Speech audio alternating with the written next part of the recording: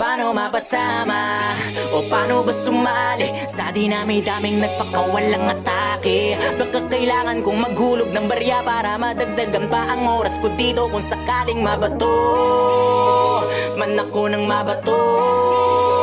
Pag sinabi ko na ititigil ko na to, set up yun para sa'yo, parang Massacre 44, mama sa pano ba? Kamusta? Balita ko, kapos na yung bawat tira na pahaging saan na napunta. Inaabangan ko pa naman parang ambagan sa inuman. Ako yung madalas na pulutan sa kwentuhan, hindi ba naubos yan? Pero kahit na ganoon, sinasanay ko aking sarili. Ganyan talaga pag mabait ka, lahat ay nawiwili. Kaya dapat pinipili, pag-isipan na mabuti. Walang masama na kumilatis kaysa sa huli kang magsisi.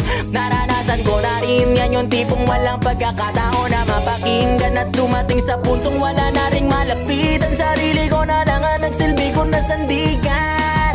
Kaya walang may karapatan para sabihin sa'kin na itigil ko na yan. Sa sasabihin nyo wala akong pakialam, dahil nasimulan ko to nung panahong wala kayo, alam nyo yan. Di ko na kailangan pa na paliwanagan, wala na akong magagawa kung saraduhin nyo isipan. Di ko kailangan na ipilit ang sarili ko para sa inyo. Marami na akin na ako na ako lang pumasan. Di ko pinili na lagi na magpadagan. Di ako nasanay sa maling katuwigan.